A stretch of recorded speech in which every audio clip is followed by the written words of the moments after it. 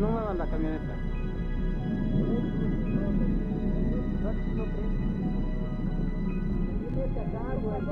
¡Ay, güey! ¡Se viene para acá!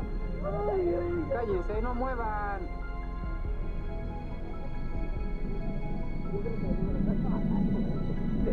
No muevan.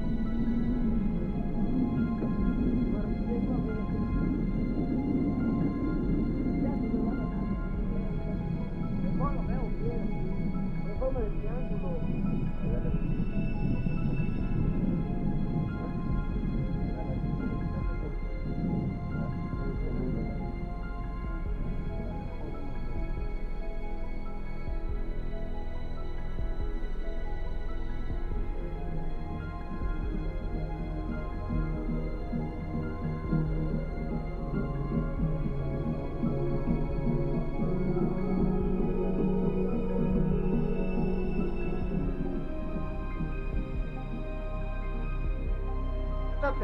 Oh, over there. Just in the national park.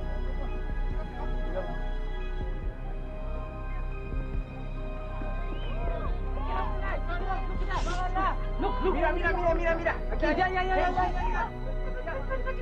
Así.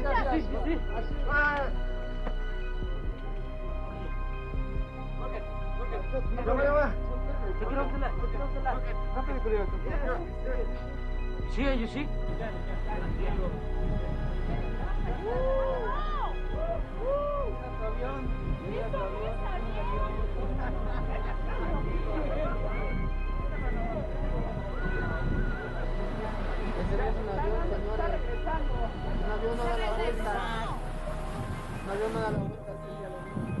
Bueno, pues ya. Pero mira, se está regresando.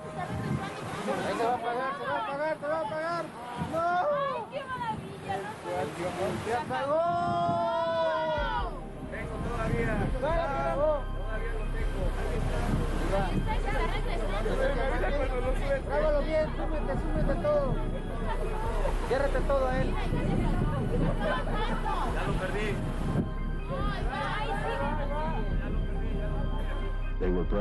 Leur hardiesse coupe le souffle, ils sont de retour. Les objets inconnus concentrent leurs activités près des grands volcans.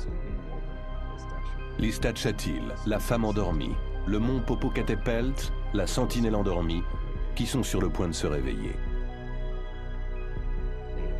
Ils sont restés immobiles au-dessus de Puebla, provoquant l'état d'alerte ovni dans la 4e ville du Mexique.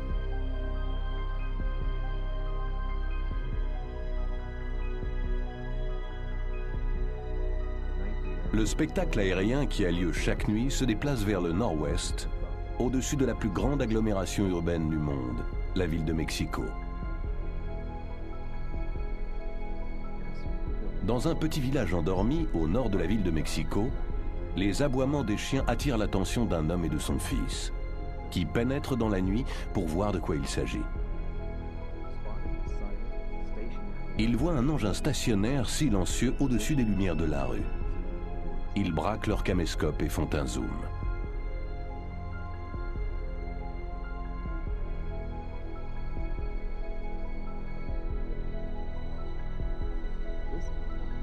Cet engin inconnu était différent de ceux qu'on avait vus jusque-là.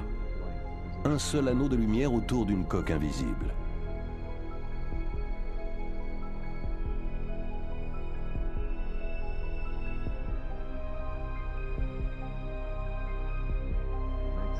Les Mexicains commencent à prendre l'habitude de voir d'étranges objets au-dessus de leur ville. Comme cet engin bizarre pris en vidéo par Arturo Diez Solano à 10h, un jour du mois de mai 1992. Les deux images ont été projetées côte à côte sur un écran double pour pouvoir les comparer. S'agit-il d'images vidéo du même engin? Ou s'agit-il de deux objets similaires opérant dans la même zone? Chaque nouvelle séquence vidéo suscite plus de questions qu'elle n'apporte de réponses. Une fois encore, les objets inconnus attirent l'attention de la population de Mexico et des médias en intensifiant leur présence au-dessus de la ville de Mexico en juin 1992. Les observations enregistrées sur caméscope l'après-midi deviennent chose courante.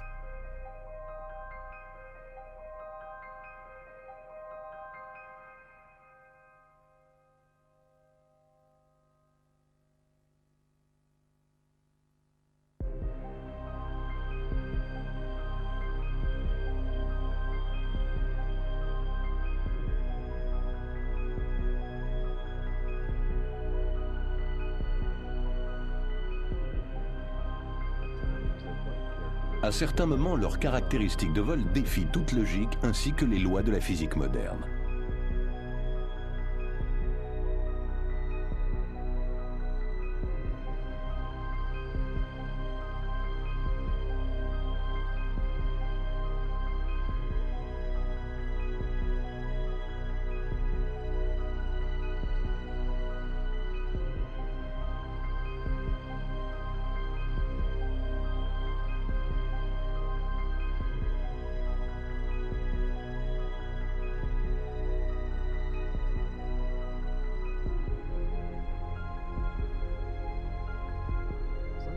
Parfois, ils se promènent tranquillement le long des corridors aériens au-dessus de cette immense métropole, montrant leurs prouesses aériennes comme s'il s'agissait d'un jeu de cache-cache parmi les nuages.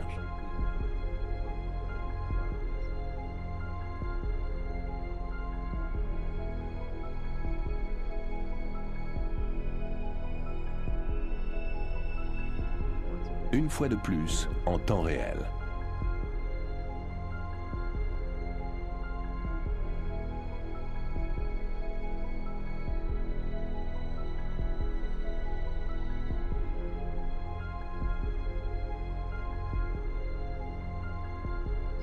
Parfois, ils descendent en rase-motte. On peut apercevoir le reflet du soleil de l'après-midi. C'est pourquoi les anciens Romains les appelaient les boucliers volants.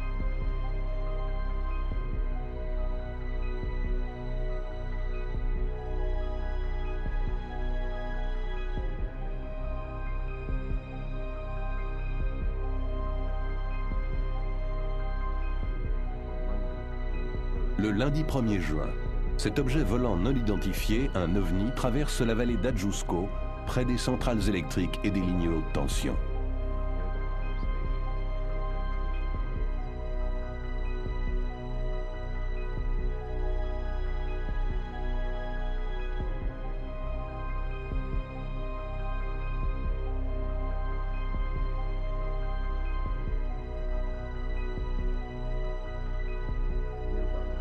Non loin de là, un autre ovni passe en rase-motte au-dessus des toits du Barrio, faisant de ce jour une date historique en matière d'ovnis, avec 2 bandes vidéo et 5 photographies 35 mm prises par 4 personnes dans 4 endroits différents de ce vaste pays.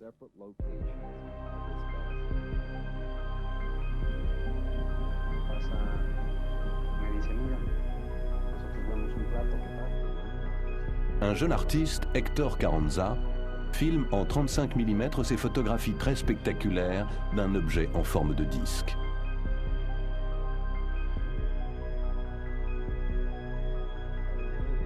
Dans une région connue sous le nom de Las Layas, près de la ville de Santiago, Tehuantepec, on est venu assister à une course automobile sur le circuit local.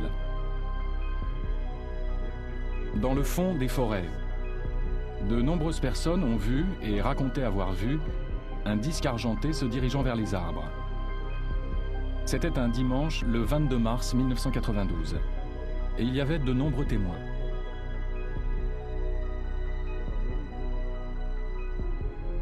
Il faisait chaud, pas un nuage dans le ciel.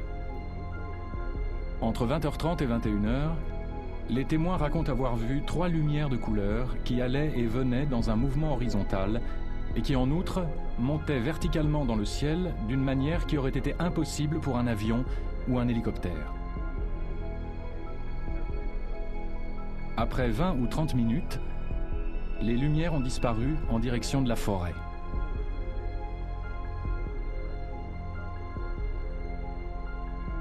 C'est ainsi que les ont décrites ceux qui regardaient à la jumelle, ce qui n'était pas mon cas.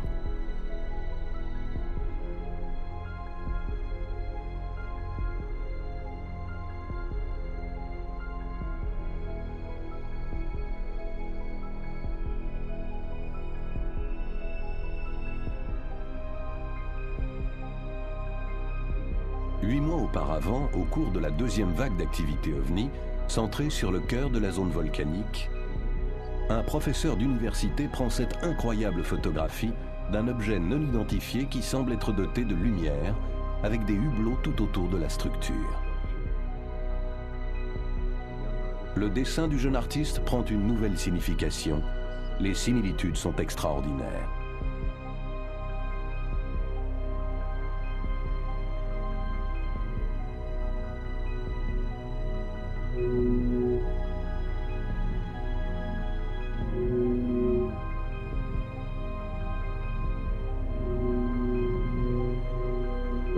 La deuxième photographie, celle de gauche, a été prise au même moment dans la même région du Mexique.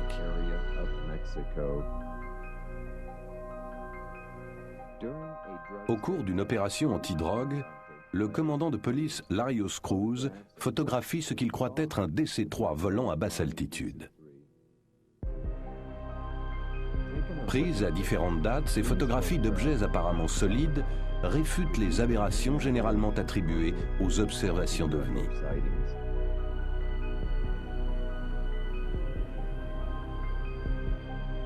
Quelque chose qui dépasse la compréhension de l'homme opère de façon ouverte dans l'espace aérien mexicain.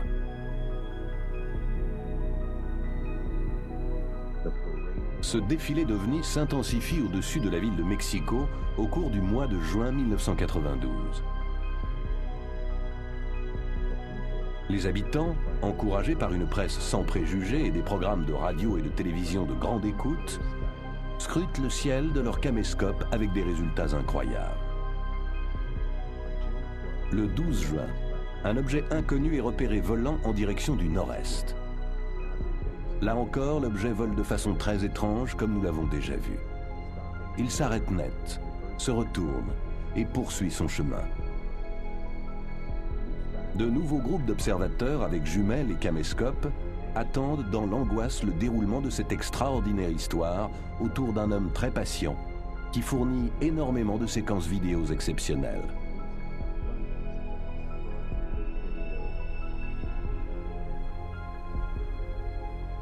Il passe ses pauses de l'après-midi sur le toit d'un immeuble de bureau, d'où il scrute le ciel pollué de la ville à la recherche souvent couronnée de succès des caractéristiques de vol très particulières des objets non identifiés.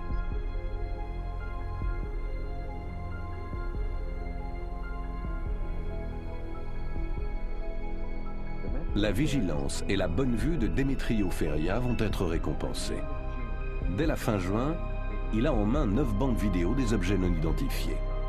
Dans cet extrait tourné le 25 juin, l'objet non identifié semble tourner sur 90 degrés. Remarquez le dessus de l'objet qui passe du blanc au noir pendant son mouvement rapide dans le ciel nuageux.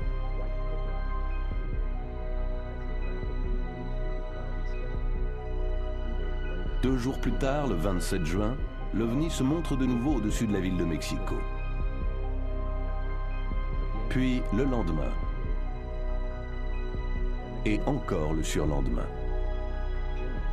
Juin 1992 fut un mois spectaculaire à la fois pour les observations et les enregistrements vidéo.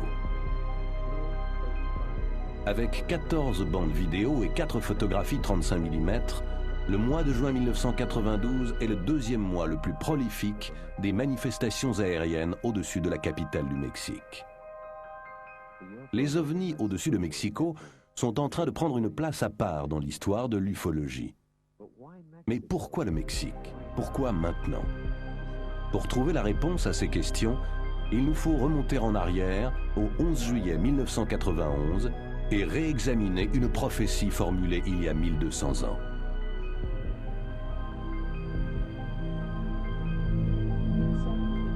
En l'an 755 de notre ère, les prêtres mayas nous léguèrent un message prophétique trouvé dans le Codex de Dresde, l'un des textes qui nous restent de la grande époque maya. La prophétie annonce qu'un nouveau soleil, un soleil tigre, naîtra le 11 juillet 1991. Ce soleil, qui pour les astronomes modernes est une éclipse de soleil, annoncera 2 événements qui changeront la vie de l'humanité. Des modifications de la Terre et une conscience cosmique résultant de rencontres avec les maîtres des étoiles.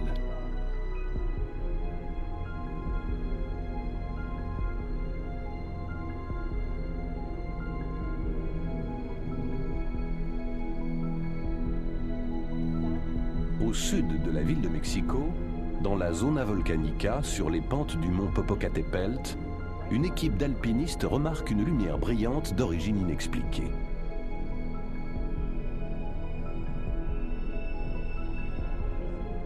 Ils envoient un message radio à leur camp de base. C'est la première observation de cette journée historique.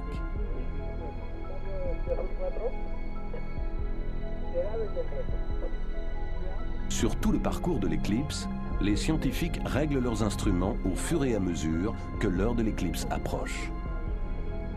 La population de cette immense ville se prépare pour cet événement cosmique, objet de la prophétie de leurs ancêtres. C'est le 6e soleil, le soleil de Quetzalcoatl, le dieu légendaire qui avait fait le vœu de revenir. La légende du 6e soleil, le nouveau soleil annoncé par la grande éclipse qui vient d'avoir lieu, parle d'une ouverture de connaissance. Le 6e soleil indique précisément le moment de cette venue.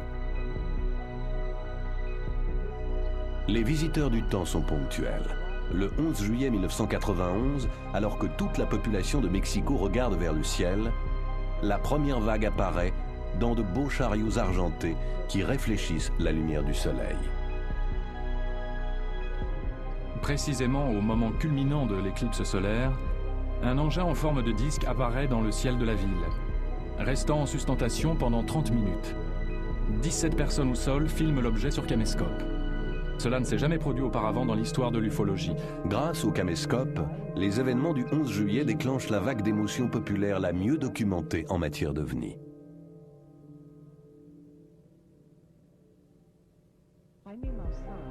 Jaime Maussan, l'un des journalistes les plus respectés de la télévision mexicaine, anime la version mexicaine de l'émission 60 minutes.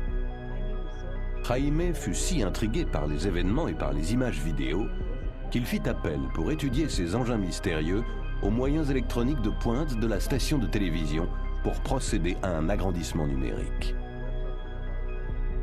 Il s'agit d'un objet solide, apparemment métallique, qui semble suspendu en l'air, et il n'y a rien d'autre. On a vérifié la présence de ballons dans la région. Il n'y avait ni ballon ni hélicoptère au-dessus de la ville, ou quoi que ce soit d'autre. Nous pensons qu'il s'agit d'un phénomène majeur, puisqu'il est intervenu au cours d'une éclipse totale du Soleil, la plus importante du siècle.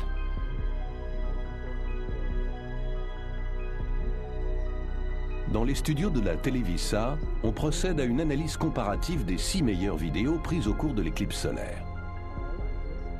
On trouve chaque fois des objets métalliques en forme de disque qui renvoient la lumière du Soleil. Les maîtres des étoiles n'auraient pas pu mieux calculer leur coût.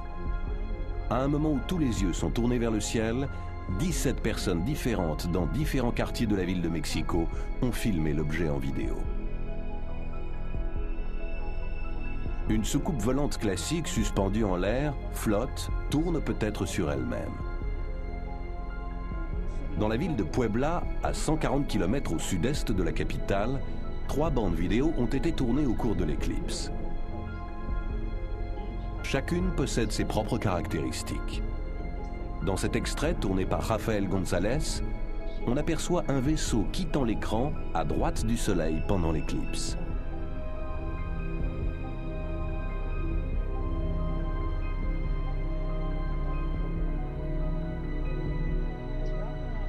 Tandis que Rafael tourne sa caméra vers la gauche, son attention est attirée par un objet brillant et 2 autres objets dans le fond. Avec l'arrêt sur image, nous voyons clairement ces 3 objets inconnus. Mais surtout, il est certain que le plus brillant des 3 ne peut pas être une étoile, car derrière lui, nous voyons passer des nuages.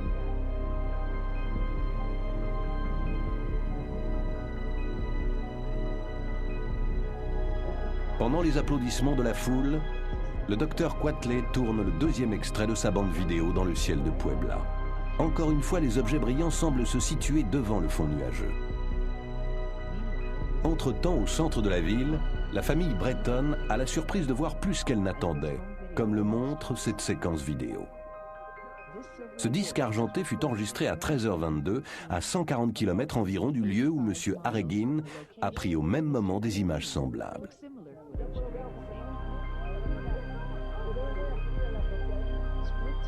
L'écran double permet la comparaison des images tournées par M. Harreguin dans la ville de Mexico et par M. Breton à Puebla. Les 2 engins sont de même dimension et de même forme.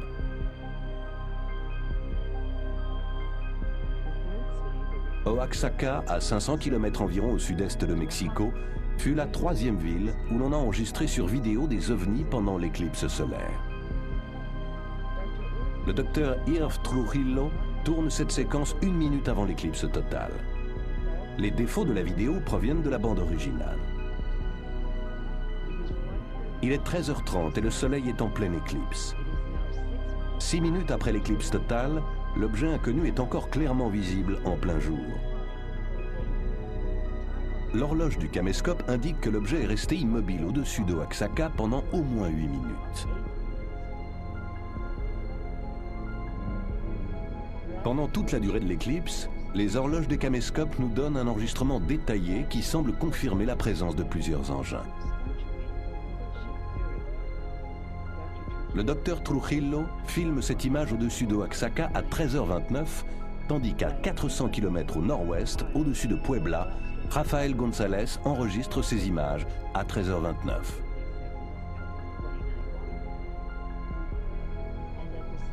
Au même moment, David Amililla prend ces images au-dessus de la ville de Mexico. Les horloges des caméscopes enregistrent également l'observation la plus longue. Eric Aguilar, 16 ans, enregistre une observation de 21 minutes depuis le toit de la maison familiale à Mexico. Au début, l'horloge indique 13h04.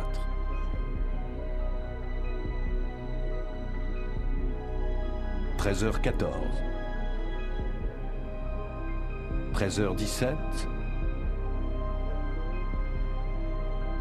13h20.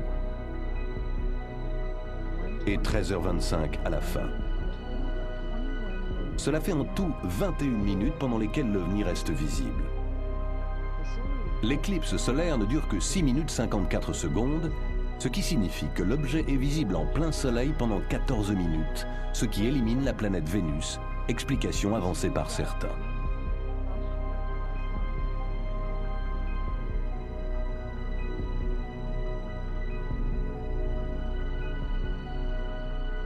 Pour chercher à comprendre, nous avons soumis la séquence Aragin aux analyses d'un laboratoire spécialisé.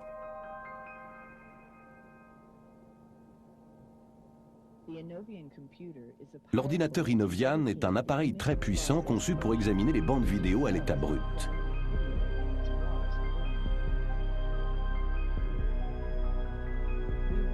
Nous avons évité d'examiner les images agrandies numériquement dans les studios de Televisa pour éliminer toute possibilité d'artefacts électroniques.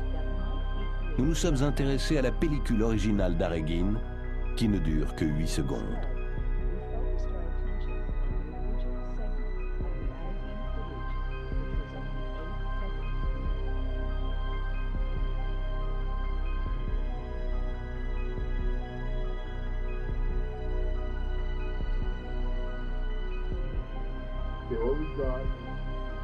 Bon alors, qu'est-ce que nous avons ici?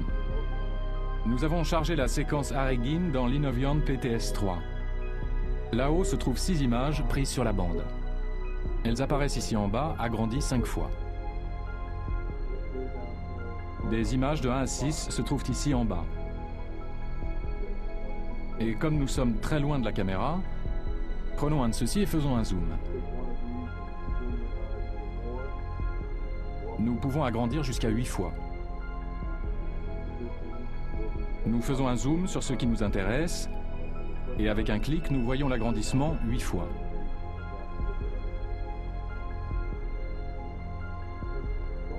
Il n'y a que 4 lignes de balayage qui rencontrent le capteur image de la caméra. Ces 4 lignes ici. C'est tout ce qu'il a pris. Ici, ceci semble être très noir, ce qui n'est pas normal. Cela nous montre que cet objet était illuminé dans cette direction-là. Ici se trouve une ombre. Le mieux que l'on puisse trouver, c'est une sorte d'objet en forme de palette de hockey.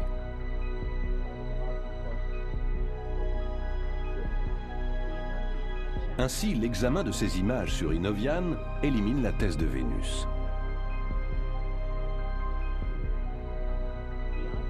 L'objet enregistré sur la bande est allongé, ressemblant un peu à une palette de hockey. Il n'est pas sphérique.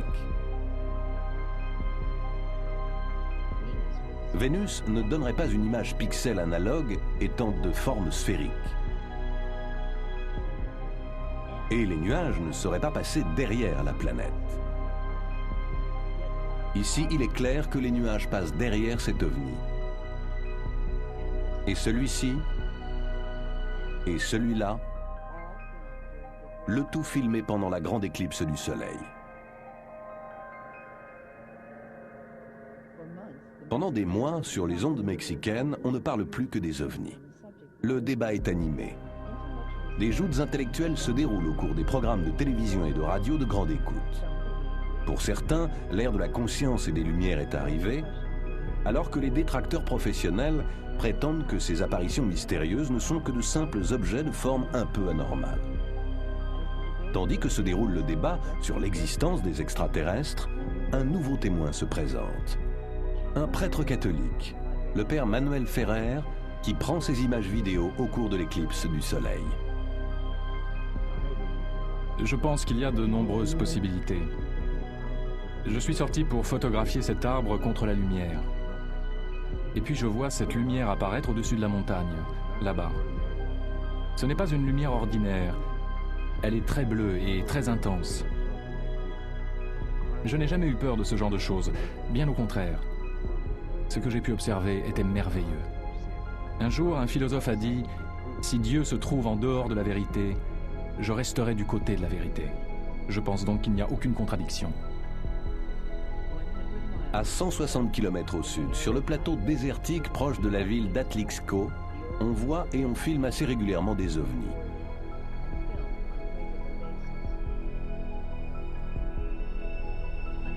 Des images étranges ont été prises dans la région du mont Popocatépetl, ce volcan majestueux que l'on appelle la sentinelle endormie. La population mexicaine se passionne pour ces spectacles aériens se déroulant chaque nuit. La deuxième vague a commencé.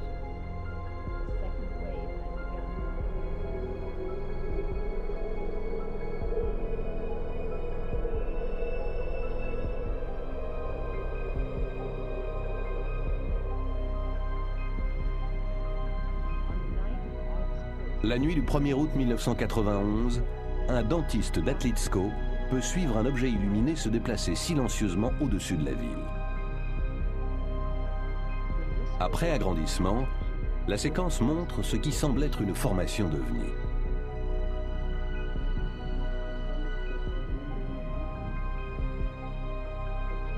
L'activité intense se poursuit au-dessus de Metepec, d'Atlixco et au-dessus de Puebla. Le ciel nocturne de Puebla est devenu un point de ralliement pour les ovnis. Dans cette séquence spectaculaire, on voit deux objets en train de se rapprocher. Au même moment, deux autres objets arrivent. Il y a maintenant 4 objets inconnus qui semblent se regrouper.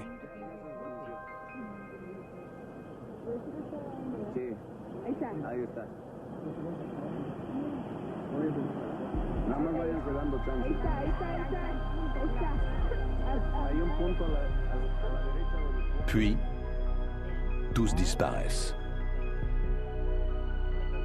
Lorsque le phénomène réapparaît, les 4 ovnis se retrouvent en formation serrée, accélèrent et prennent de l'altitude.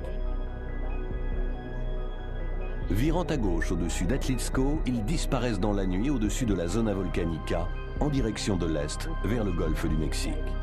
On signale de nombreuses observations dans l'état de Veracruz.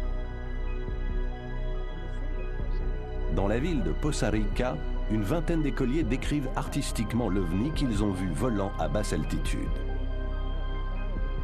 Expérience confirmée par leurs professeurs. D'autres témoins aperçoivent d'étranges lumières. D'autres encore signalent la présence d'objets près du sol. Puis, les manifestations d'activité des ovnis prennent un tour inattendu. On voit dans les champs de canne à sucre des zones brûlées et aplaties. Il s'agit des premiers crop circles mexicains. D'autres témoins signalent la présence d'objets étranges survolant les États de Tabasco, Hidalgo, Taxalca, Puebla, Mexico, District fédéral et Veracruz.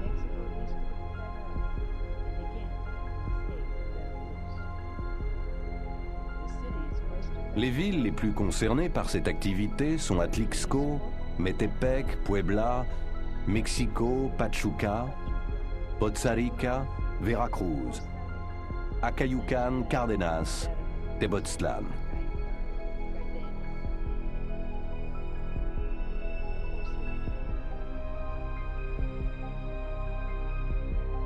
Des millions de personnes au centre du Mexique voient des objets volants non identifiés.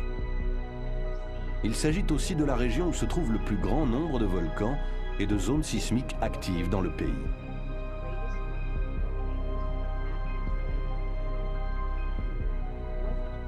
S'agit-il d'une coïncidence que cette bande de territoire se trouve aussi sur le parcours de l'éclipse totale du Soleil du 11 juillet 1991 ?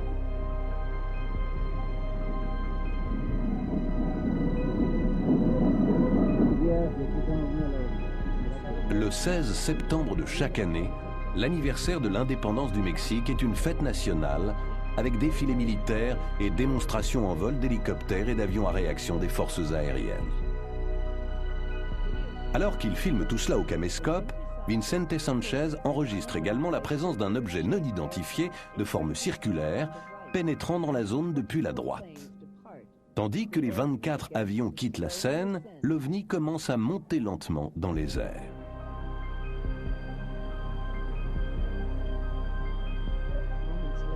Quelques instants plus tard, 5 avions militaires quittent leur formation et prennent l'intrus en chasse, lequel accélère en laissant loin derrière lui les pilotes abasourdis.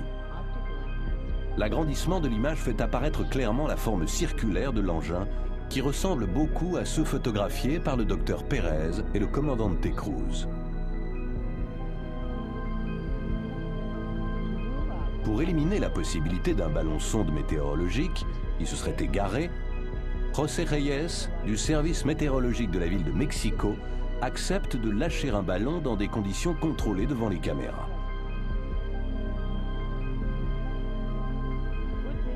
Vu sa dimension, sa forme et sa rotation, est-il possible que l'objet non identifié soit un ballon sonde? Un seul ballon a été lâché le 16 septembre à 6 h du matin. Le défilé militaire se déroula l'après-midi.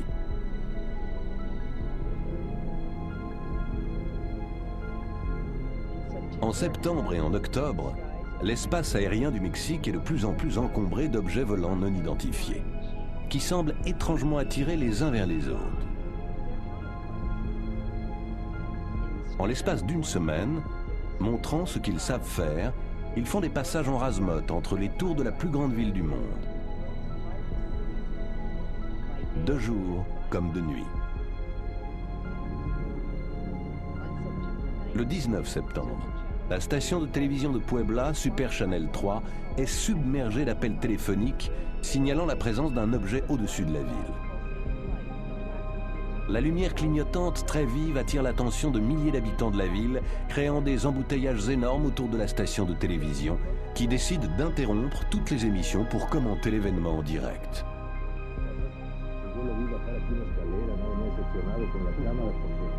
Porque no había logrado tener un objeto, repetimos, no sé qué cosa sea, pero es un objeto volador no identificado y ese es el tema de nuestro programa. Es un objeto luminoso no identificado.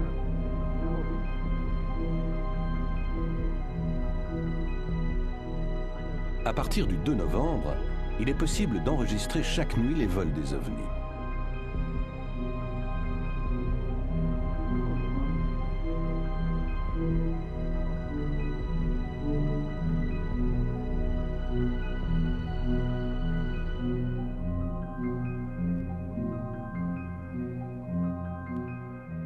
Il n'y a aucune rémission.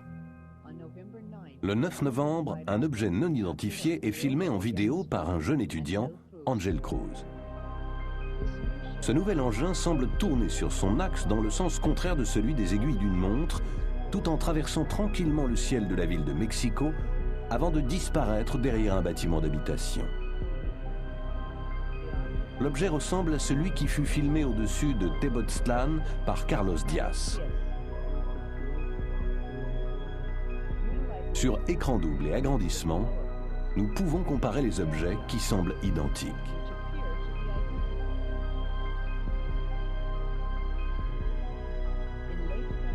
Vers la fin février, l'activité OVNI reprend dans la zona volcanica, au-dessus des villes assiégées d'Atlixco et de Metepec.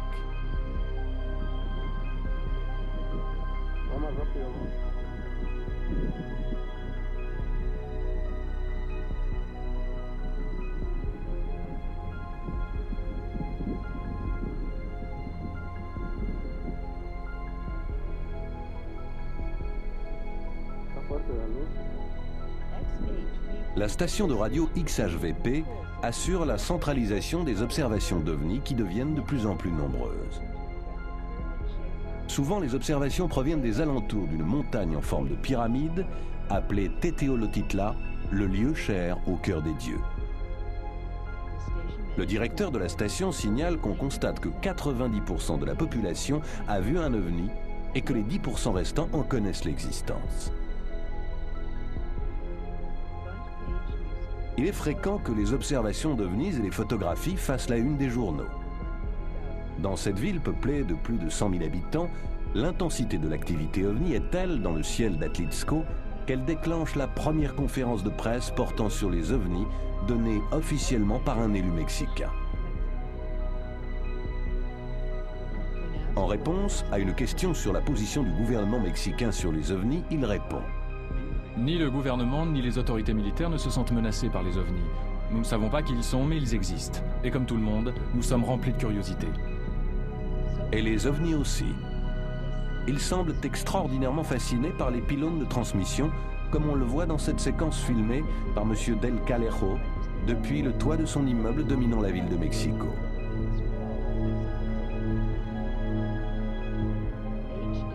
David Froning, expert en matière aérospatiale, commente l'attirance que semblent éprouver les visiteurs pour les pylônes de transmission. Nous, terriens, au cours de nos explorations planétaires, nous nous intéressons à tout ce qui concerne l'énergie émise. Nous pouvons donc imaginer que d'autres explorateurs s'intéressent aux ondes hertziennes, même très simples, émises par nos émetteurs radio. C'est d'ailleurs un avantage de pouvoir se rapprocher parce que le signal devient beaucoup plus fort. Et il est alors possible de mesurer avec beaucoup plus de précision des paramètres tels que la modulation d'amplitude et de fréquence ou le schéma des faisceaux lorsqu'on se trouve à l'intérieur du champ de l'antenne. On peut donc imaginer que quelqu'un, quelque part, complète sa banque de données en matière de signature électromagnétique des émetteurs situés sur la planète Terre.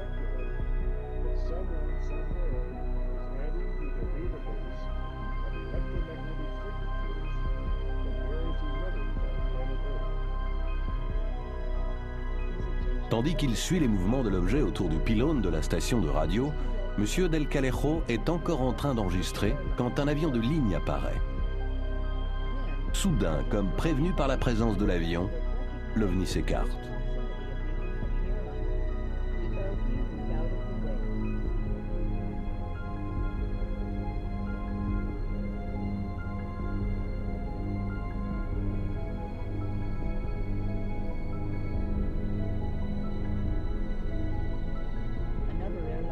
Un autre avion s'approche et l'OVNI s'écarte de nouveau. Cette possibilité de la présence à bord d'une intelligence capable de guider l'OVNI s'observe sur de nombreuses séquences vidéo. Pour examiner de près les prouesses aériennes des OVNIs, une des séquences les plus spectaculaires a été chargée dans l'ordinateur Innovian. Il traverse l'écran, s'arrête subitement, recule, passe rapidement à travers les nuages, recule de nouveau. Ce genre de mouvement ne correspond absolument pas à celui d'un avion ni d'un hélicoptère.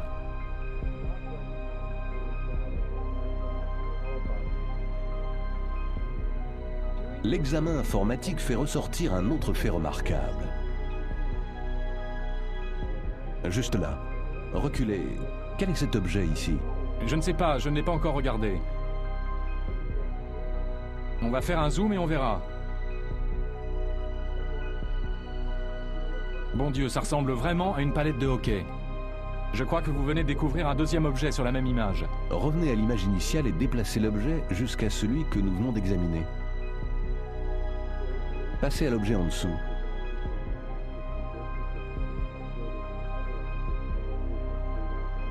Vous voyez cet objet-là? Essayez d'agrandir l'image. Il y a quelque chose là. Il y a donc un troisième objet. Ouais, c'est ça. C'est exactement ça. Non seulement cet engin possède des moyens de se déplacer inconnus de la science moderne, mais sur cette séquence, il y a plusieurs objets. Et l'objet s'est dématérialisé en une fraction de seconde. Tout le monde l'a suivi en train de jouer à cache-cache dans les nuages. Et personne n'a remarqué ce qu'il y a ici en bas, alors qu'il s'agit certainement d'un autre objet. Là où se trouve le curseur. Vous voyez comme il brille? Dans ce plan-là. Passons encore un plan, encore un. La luminosité change et l'objet disparaît au cours d'un seul plan. En 1/60e de seconde, il change d'intensité. Regardez, maintenant il s'éteint.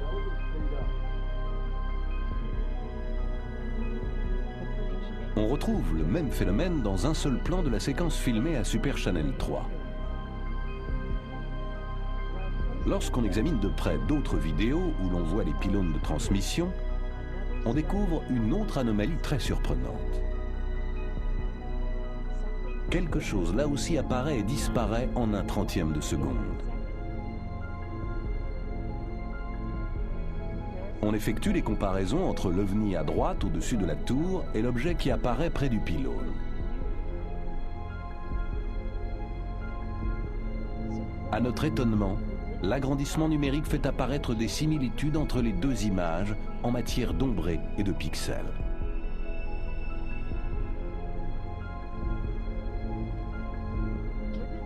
Au vu de cette incroyable faculté de pouvoir se matérialiser et disparaître en un instant,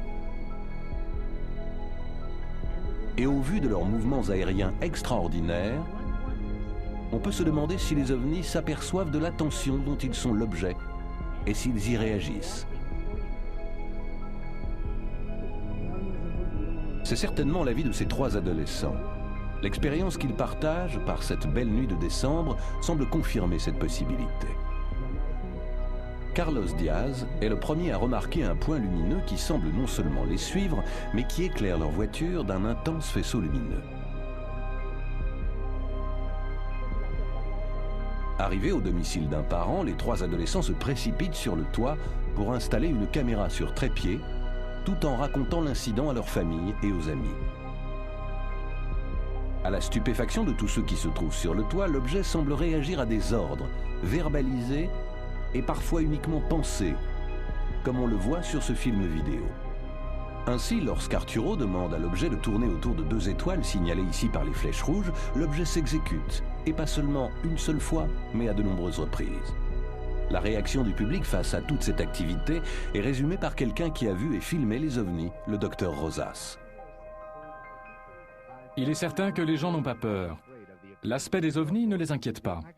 Au fond, l'idée d'une vie extraterrestre et de la réalité des ovnis, c'est quelque chose qui leur donne de l'espoir. Quelqu'un d'autre estime que les ovnis ne nous veulent pas de mal. Le père Ferrer qui a pris ces images depuis le toit de sa petite église. Ces images sont remarquables du fait qu'elles constituent la 3e séquence vidéo enregistrée par le père Ferrer en 18 mois.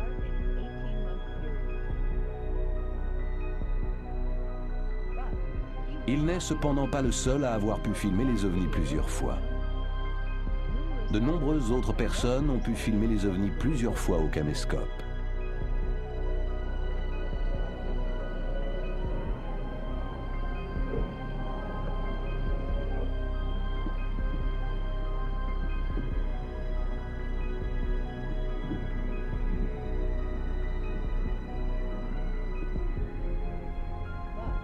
Cependant, la palme revient à M. Feria, qui a filmé des dizaines d'apparitions d'ovnis.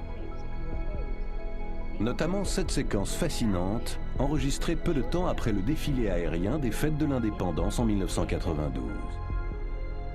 Contrairement au défilé de 1991, lorsque les ovnis sont apparus sous les avions, cet ovni a attendu 10 minutes après leur passage avant de manifester sa présence.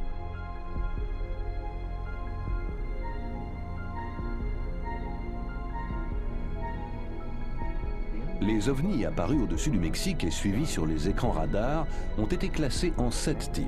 en fonction de leur volume, de leur dimension et de leur masse. Le premier type est apparu pendant l'éclipse. Le deuxième a une forme d'ovni classique. Le troisième est une sphère qui semble comporter des ouvertures.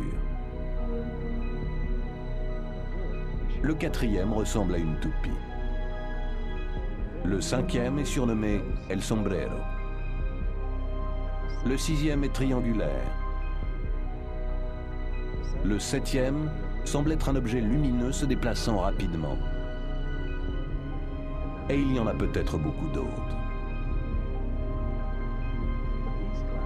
Mais ces classifications n'ont rien de particulier car de nombreux objets correspondant à cette classification ont été vus dans d'autres endroits de par le monde.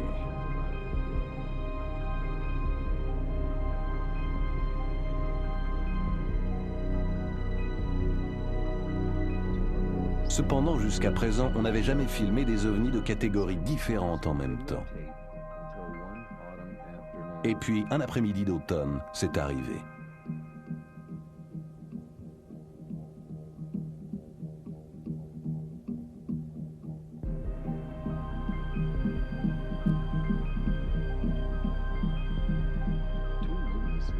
On voit d'abord deux sphères lumineuses. Ensuite, tandis qu'un objet sombre approche depuis la droite, la sphère lumineuse de gauche se met à descendre rapidement, permettant à l'objet sombre de passer entre les deux.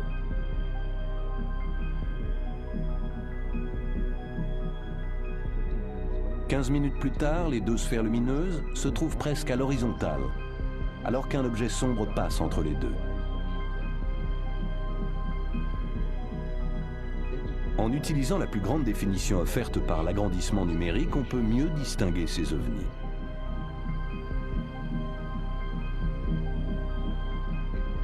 Un caméraman professionnel, Cuauhtémoc Alvarez, est en train de filmer une sphère lumineuse lorsqu'il enregistre un phénomène qu'on n'avait encore jamais vu. La séparation d'un objet en deux parties. En noir et blanc, on voit plus clairement la division se faire. Et l'objet inférieur tomber verticalement.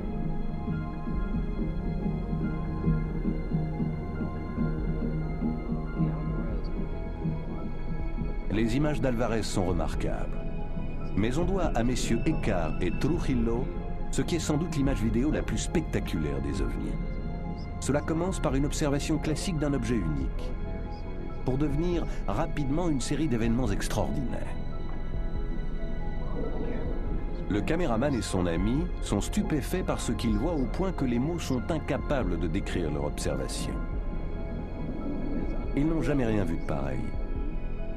Une sorte de conteneur transparent avec des objets circulaires massés à l'intérieur. Un objet clignotant apparaît sous le conteneur et attire l'attention du caméraman qui remarque le caractère très brillant de cette lumière clignotante.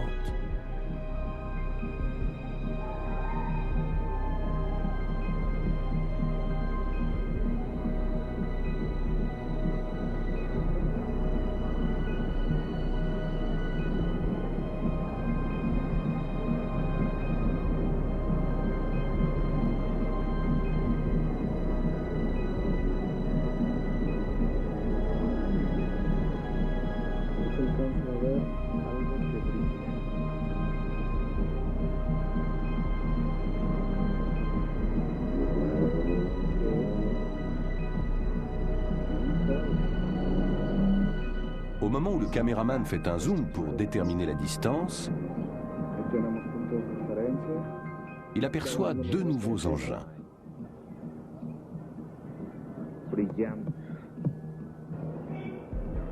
Il a maintenant 3 engins dans son objectif.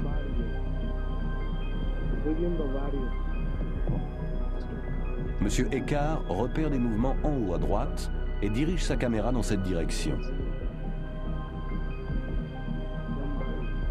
Le bruit que l'on entend est celui du trépied. Il y a une grappe d'ovnis en haut.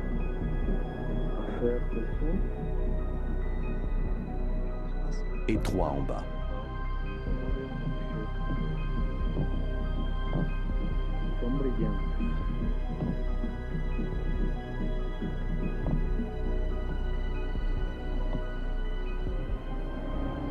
la cámara sin mover.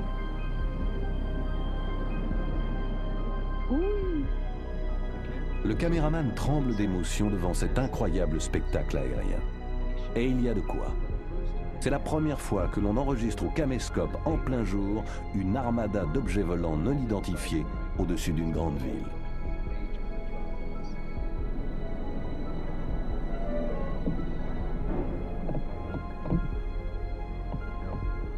Observez bien comment les deux objets au-dessus de l'heure indiquée sur l'écran vont fusionner et réapparaître au nombre de 3. Notez également qu'ils s'attirent les uns les autres.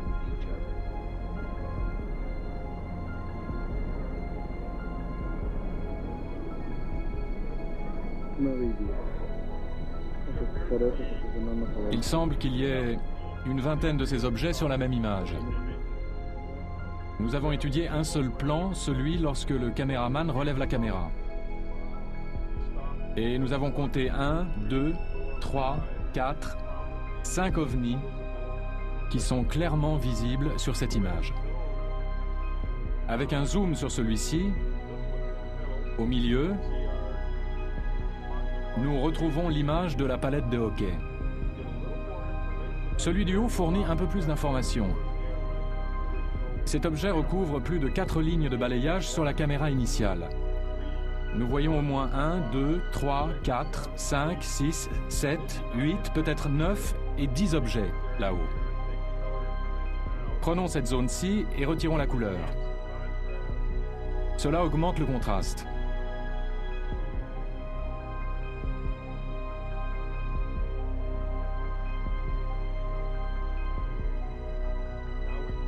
Maintenant, nous pouvons voir si nous trouvons autre chose. Il s'agit d'un ciel d'apparence normale. Autour de cet objet-ci, il ne semble pas y avoir de perturbations atmosphériques, ce qui serait le cas avec un hélicoptère. Cet objet semble immobile.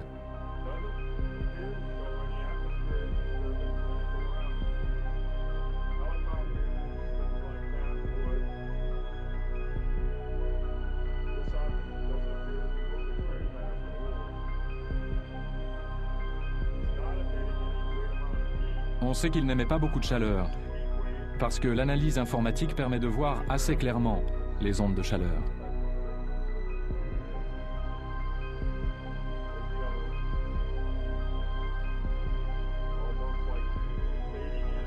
Ces objets semblent faire des allers-retours. S'il s'agissait d'un lâcher de 4 ballons blancs, on s'attendrait à ce que tous les 4 présentent le même aspect. On ne voit pas du tout comment 4 ballons se trouveraient dans le ciel avec l'un d'entre eux présentant des contrastes différents des autres. À moins que celui-ci ne se trouve très éloigné.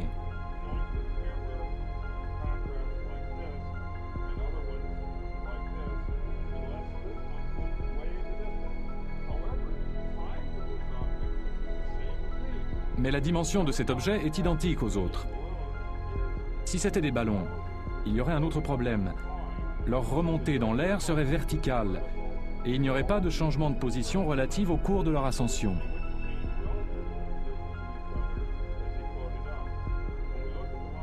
Or, si nous examinons la vidéo, plusieurs de ces objets semblent monter et d'autres descendre.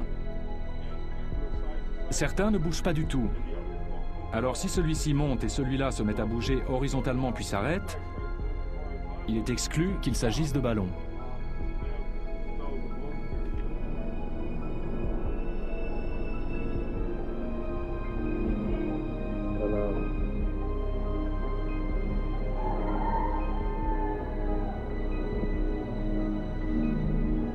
C'est bientôt le Nouvel An et les ovnis continuent à défiler dans le ciel du Mexique.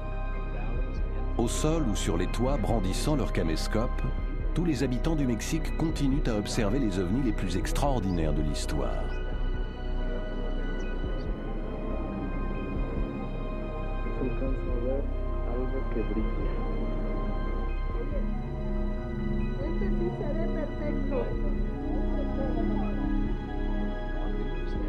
Le jour de l'an, les ovnis réapparaissent. Les premiers sont observés vers 14 heures. Ya nada más. Le suspense s'intensifie lorsqu'on enregistre la présence de 2 autres ovnis au-dessus de la ville à 15h51 et à 17h21. L'excitation est alors à son comble. Les gens s'arrêtent dans la rue pour regarder le ciel. Les voitures s'arrêtent sur l'Avenida Reforma, la principale artère de la ville, et les automobilistes se mettent à abandonner leurs véhicules pour regarder les ovnis survolant la ville. Même les policiers sont médusés. Dans la foule, certains témoins ne veulent pas y croire. D'autres manifestent une sorte de terreur religieuse. À 18h, les ovnis sont encore visibles. Ils vont rester dans le ciel de Mexico pendant encore 4 heures. Le lendemain, les principaux journaux publient des articles détaillés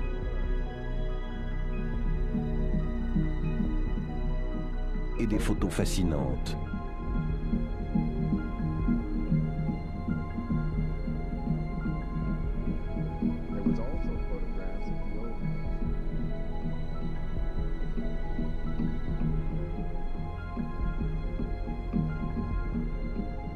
Insistant sur la manière dont les ovnis ont salué le Nouvel An dans le ciel de la capitale du Mexique.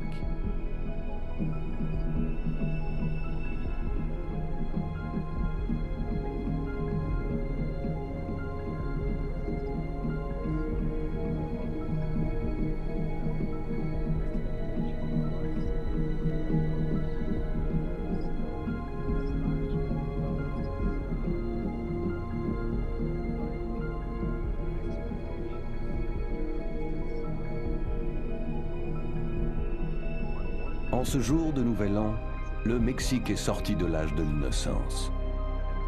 Aujourd'hui, les habitants du Mexique sont confrontés aux mêmes problèmes que les États-Unis au cours de l'été 1952. Rappelez-vous, en juillet de cette année-là, 14 objets volants non identifiés firent des passages en rase-motte au-dessus de la capitale fédérale, Washington. Repérés par radar, les ovnis furent poursuivis par les avions de chasse.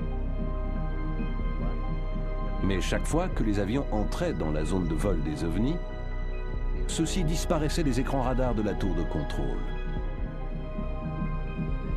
Puis ils réapparaissaient. C'était un étrange jeu de cache-cache.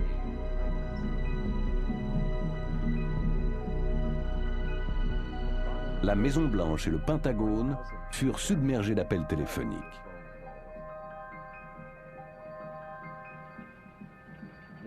L'incident fit la une des grands journaux. Devant les demandes répétées des médias et la pression croissante de l'opinion, le chef d'état-major de l'armée donna une conférence de presse au Pentagone. L'intérêt manifesté par l'US Air Force pour ce problème résulte de l'obligation d'identifier et d'analyser de notre mieux tout objet se trouvant dans l'espace aérien américain et pouvant constituer une menace pour les États-Unis. Conformément à cette obligation, depuis 1947, nous avons reçu et analysé 1000 à 2000 notifications. Un certain nombre de ces comptes rendus représentent le témoignage d'observateurs crédibles concernant des choses relativement peu croyables. Ce sont ces observations-là que nous cherchons à expliquer actuellement. Jusqu'à présent, nous ne sommes parvenus qu'à une seule conclusion ferme concernant ces dernières observations. On ne trouve aucun élément permettant de conclure à une menace contre les États-Unis.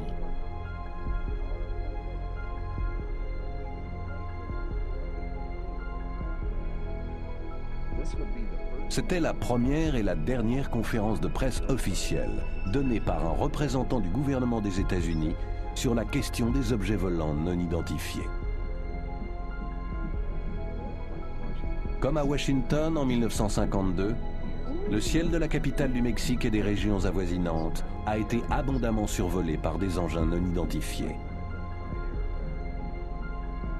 Jusqu'à ce jour, le gouvernement et les citoyens du Mexique n'ont pas jugé nécessaire d'attaquer ceux qu'ils ne comprennent pas.